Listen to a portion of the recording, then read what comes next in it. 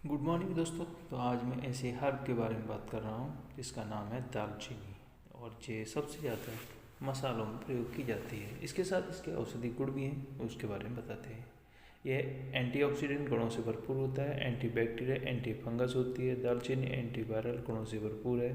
यह type 2 diabetes वालों के जोखिम को भी कम करती है, ब्लड प्रेशर को मैनेज करती है, दिल की बीमारियों के बचाव को भी यह करती है, कैंसर से बचाव भी ये करती है।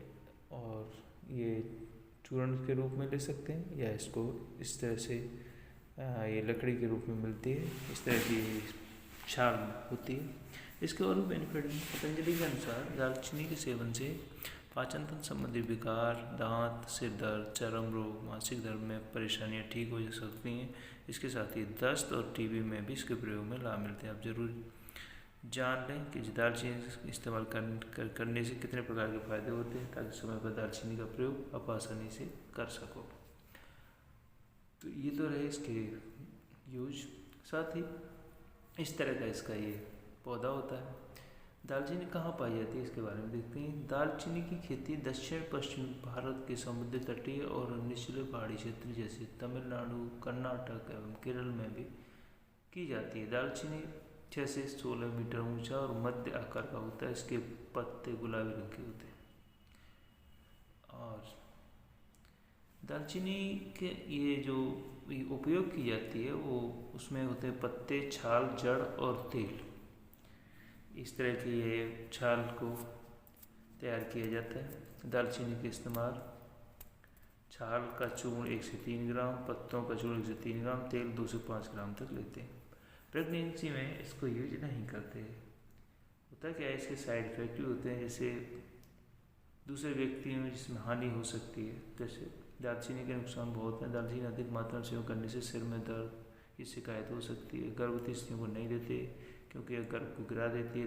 दालचीनी को गर्भ में रखने से भी इससे गर्भ गिर जाता है। इसलिए दालचीनी के नुकसान से बचने के लिए इस्तेमाल से पहले चिकित्सकों से सलाह लेना इसके लिए बहुत ज़रूरी होता है, अगर आप प्रेग्नेंट हैं तो, क्योंकि उसके लिए नुकसानदेह हो सकती है। आर्थराइटिस नाम से जो बीमारी होती है, जिसमें घुटनों में दर्द जैसे दर्द होता है, उसमें इसका प्रयोग करते हैं। 10 से 20 ग्राम दालचीनी के चूर्ण को 20 से 30 ग्राम शहद में मिलाकर पेस्ट बनाकर जहाँ दर्द होता है उसमें धीरे धीरे मालिश करें, इससे इसमें फ़ायदा मिल जाता है। इसके साथ साथ 1 कप गुनगुने पानी में 1 चम्मच शहद और दालचीनी के 2 ग्राम चूर्ण मिलाकर लें। इसे सुबह शाम, दोपहर शाम तीनों समय सेवन करेंगे। गठिया में भी इसका लाभ होता है, गठिया में भी आराम होता है। ट्यूबरक्लोसिस, टीबी की बीमारी में भी इसमें काफ़ी हद तक लाभ मिलता है, इसलिए इसको प्रयोग इसमें कर सकते हैं। टीबी एक जानलेवा बीमारी है। इसमें देश भर में कई लोग ग्रस्त होते हैं। पतंजलि के टीबी के इलाज के लिए दालचीनी का लाभ मिलता है। टीबी मरीजों को दालचीनी के तेल को थोड़ी मात्रा पीने के लिए देनी चाहिए, जिससे टीबी के कीटाणु खत्म हो जाते हैं, ऐसा पतंजलि का मानना है।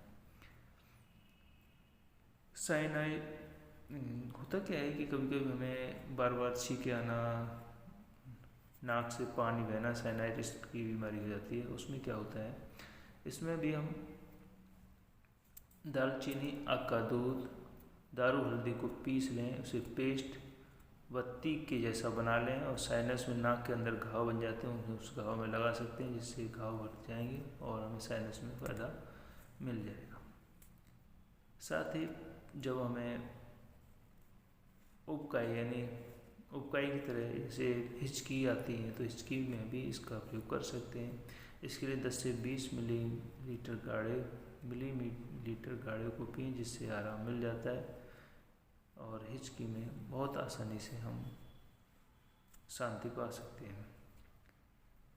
और इसके साथ साथ इसका प्रयोग वोमिटिंग यानी उल्टी में भी करते हैं। जैसे उल्टी को रोकने के लिए भी हम इसका प्रयोग करते हैं। इसको में क्या करेंगे, 10 से 20 मिली मात्रा में इसे हम पी सकते हैं। उसमें क्या क्या आएंगे, दालचीनी, लौंग और दोनों का काढ़ा बना करके पानी मिला करके इसे ले सकते हैं। अगर भूख नहीं लगती है तो उसके लिए भी हम 500 मिलीग्राम शुंठी चूर्ण, 500 मिलीग्राम इलायची और 500 मिलीग्राम दालचीनी को पीस कर लें। भोजन से पहले सुबह शाम लेने से भूख बढ़ जाती है। अगर हमें टूथएक यानी कि दांतों में दर्द है तो भी हम इसका प्रयोग करते हैं, और दांतों को साफ करने के लिए भी हम इसका मंजन के रूप में प्रयोग कर सकते हैं। तो इसके लिए क्या करेंगे, हम दांतों के दर्द अगर है तो उस जगह हम दालचीनी के तेल को रुई में दांतों में लगाएंगे तो उससे आराम होता है। और साथ ही साथ 5-6 पत्तों को पीस कर मंजन करने से दांत साफ हो जाएंगे और एकदम चमकीले हो जाएंगे। साथ ही अनेक बार आँखों के पलकों में अगर इसका तेल ऊपर लगाएंगे तो उससे भी हमारे आँखों जो बार बार ब्लिंग होती है वो नहीं होगी। अगर हमारे हेडेक है तो उसमें हम दालचीनी का सेवन कर सकते हैं। दालचीनी के 8 से 10 पत्तों को पीस कर लेप बनाएं और दालचीनी की लेप को मस्तिष्क में लगाने से ठंड या गर्मी से होने वाले से दर्द में आराम मिलता है। आराम मिलने पर लेप को धोकर साफ कर लें। दालचीनी के तेल से सिर पर मालिश करें, जिससे सर्दी की वजह से होने वाले सिर में दर्द में हमें आराम मिल जाता है।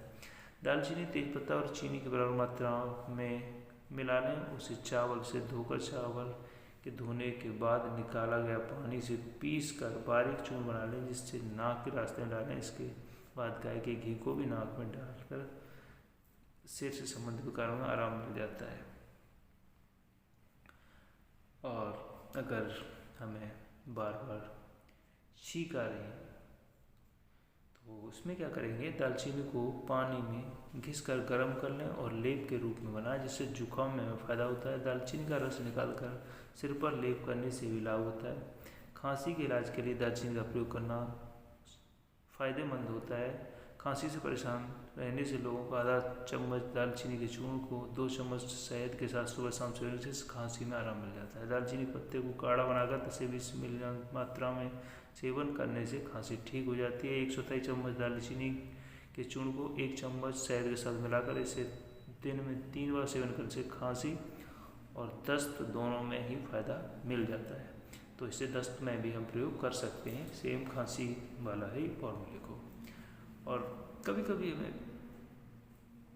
नाक में प्रॉब्लम हो जाती है, नाक में सूजन सी आ जाना है, इससे और भी बहुत सारे कारण हो जाते हैं। तो इसमें क्या करेंगे, नाक के रोगों में दालचीनी का सेवन करने के लिए क्या करेंगे, दालचीनी करीब 3.5 ग्राम, लौंग 600 मिलीग्राम, सौंठ 2 ग्राम को 1 लीटर पानी में उबालें। जब यह पानी 250 मिलीग्राम रह जाए तो उसे छान लें और उसको दिन में 3 बार नाक में डालें। इससे हमें उससे आराम मिल जाता है।